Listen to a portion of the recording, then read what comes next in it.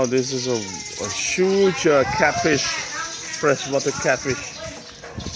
This man caught in a lake. Ah, beautiful. Why look here? Look long. Wow, so nice. Wow, big, very big catfish. Đó là chát ca. Thời lại na đâu?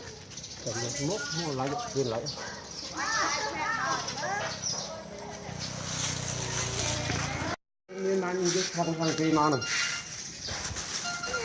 má này.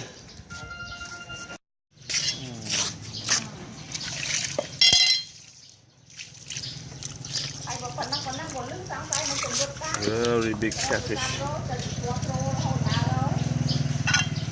6 kilo catfish.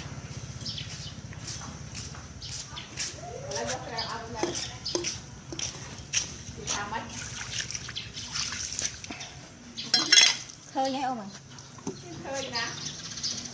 Cho tao bé đặt con mẹ con cắt ăn nói nha. Rồi con vô, đây một con lứa. Rồi đâu mà đây? Hả? Đang nè. Đa.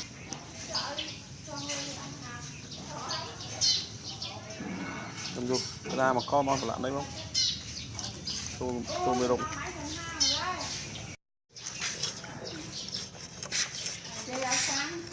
Ồ, sạch rồi, không à?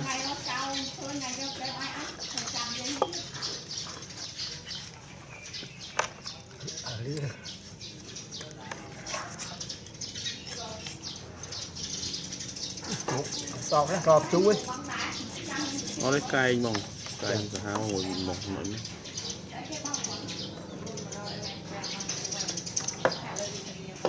Chưa đã thấy.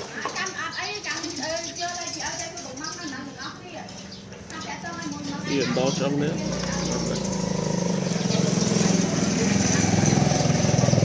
Còn nó cái class A mà chia sao chưa? Chẳng vậy. Nâng lên. Tôi bỏ tiếp class A hay còn chia sạch mong ăn món nó ngoài đó trong đấy thả sao thả đó thả nó. Nhìn thấy ó nó xong của nó.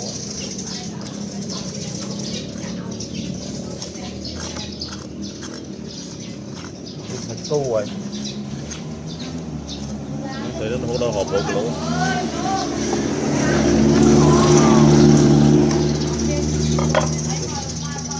Biết thoát mới nha.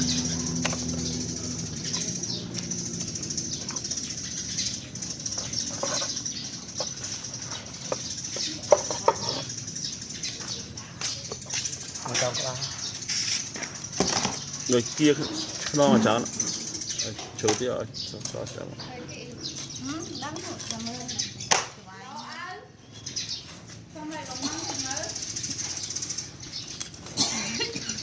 ngọc non của anh cho đó ông mà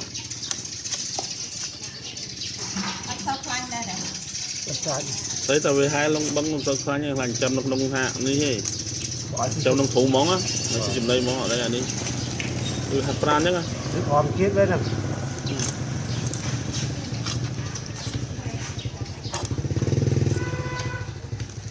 bây giờ tao lựa áp class station được đấy station bây giờ mình vô cắt Rồi ông đi trời. Hả? Ông thiền của ông này thấy có ăn nào. Còn mong là vô đó người ta cầm môi của ông tôi đâu tôi coi. Thầy nói có ăn nào. Thầy đừng ban lương ngay rồi. Nó là này. Mót thuốc quá từ cà vào đấy từ không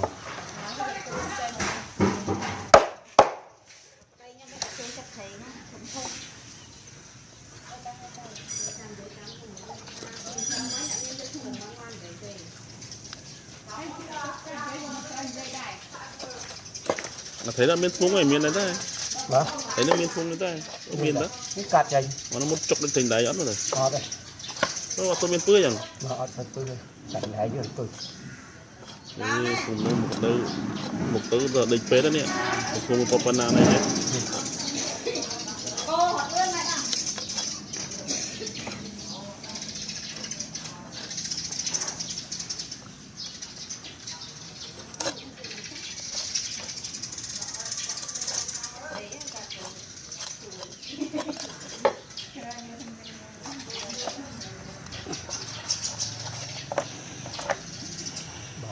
được cù vậy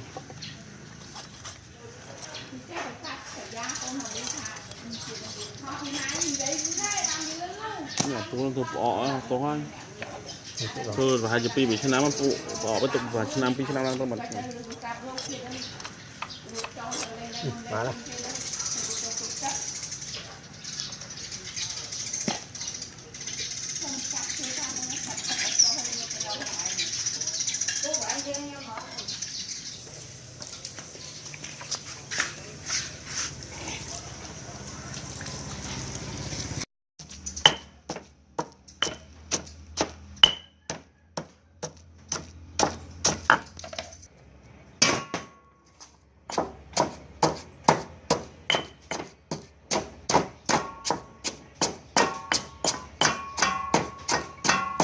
có so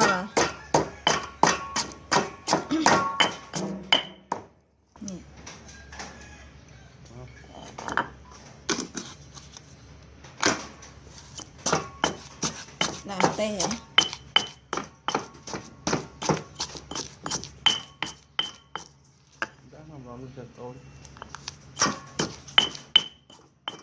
Nó cho nó sẽ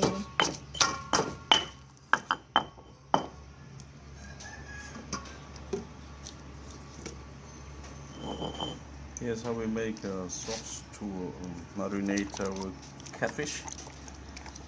Here, soy sauce, garlic, sugar. That's all. And I'm here. nghiền hả? After we marinated it, we will put it in the fridge for about 3 hours, and it's going to be a very yummy fish. And we do a grill for this. Ngắn như vậy nó Beautiful.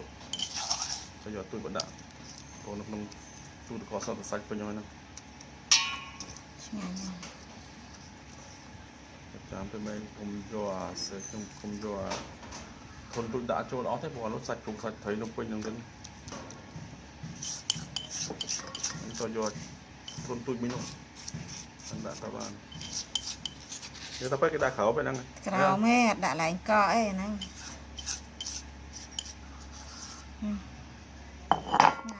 Đại với mà stúp xem á. Ăn đừng chứ ngắn rồi. có vậy buồn máu mà nó mới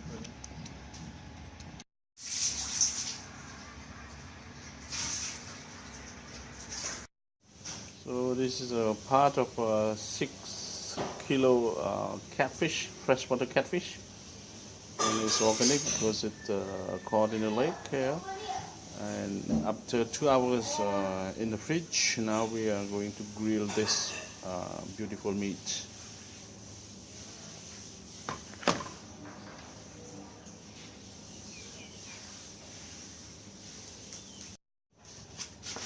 Yeah, you can.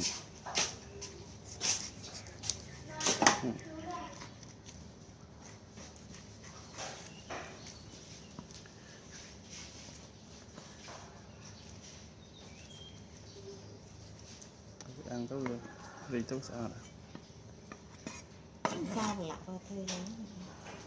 Nếu nó ngồi ăn ấy bạn ham sao được chỗ này là lâu thì hứng nó sao. Thôi cho nó mẹ.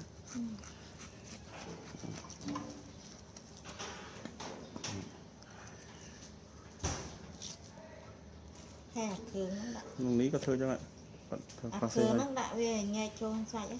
Xe xa nó có thơ. Phải hứng cho cắt đồng cho Đâu hay. đã hả đấy. Thơ đi. Ủa lại cha. Đã cái đó không? Máu.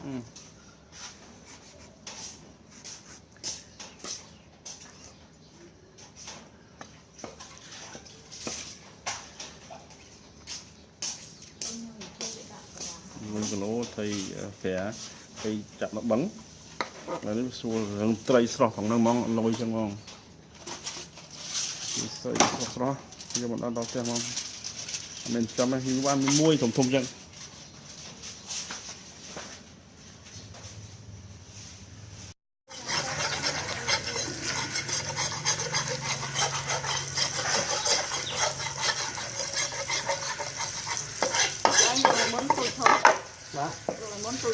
hôm nay muốn bay đầu lại